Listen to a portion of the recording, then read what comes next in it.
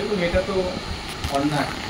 একদিকে বিচার হোক, আরেকদিকে পরিষেবাও চলুক, ডাক্তারদের পরিষেবাও চলুক। এটা আমরা সাধারণ যারা আছি তারা আমরা চাই যে এটা হোক, কিন্তু বিনা চিকিৎসায় যে মারা যাচ্ছে অ্যাকচুয়ালি এটা অন্যায়।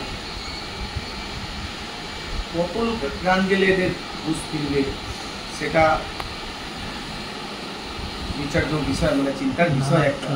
যে আপাতত সবাই সমস্ত ডাক্তারের কাছে এই আবেদন রাখা দরকার বা রাখছি যে তাড়াতাড়ি যাতে এই চিকিৎসার পরিষেবার জন্য যাতে সবাই ফিরে আসুক, কাজে যোগ দিক, এটা আমরা দাবি রাখছি সাধারণ মানুষ হিসাবে। ওটাই বললাম যে এটা একতরফাভাবে হচ্ছে, এটা অন্যায় হচ্ছে। পরিষেবা একদিকে চালু রাখা হোক, আর একদিকে আন্দোলন চলুক বা বিচার চলুক। এটা একদিকে যেমন বিচার হোক, আর একদিকে তেমনি পরিষেবাটাও চালু হোক, এটাই হলেই ভালো।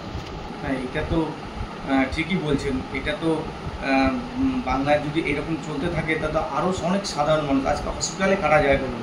একদম গরিব মানুষ যারা, তারাই হসপিটালে যাচ্ছে। তাহলে হসপিটালে গিয়ে যদি এইভাবে পরিষেবা না পায়, মানুষ যদি এইভাবে মারা যায়, তাহলে এটা কিসের আন্দোলন আর কিসের জাস্টিস? একদিকে একটা বিচার পেতে গিয়ে, একজন খুনের বিচার পেতে গিয়ে, দর্শকের বিচার পেতে গিয়ে যদি এরকম বহু মায়ের কোল খালি হয়ে যায়, বহু বোনের তার স্বামীকে হারায়, তাহলে এটা তো আমার মনে হচ্ছে এটা অন্যায় হচ্ছে।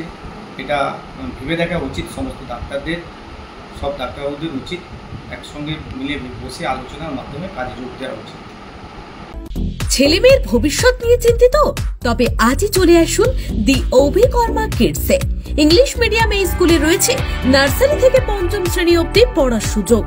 আমরা এখন আছি পাঁশকুড়ার সুরানাঙ্কারে।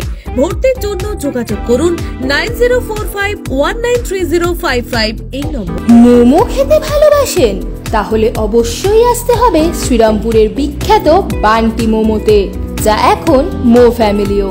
বিভিন্ন ভ্যারাইটির মোমো খেতে আজই চলে আসুন শ্রীরামপুর বিপি দে স্ট্রিটে মো ফ্যামিলিওতে। বিশদে জানতে যোগাযোগ করুন 9681247950 এবং 8910553391 এই নম্বরে।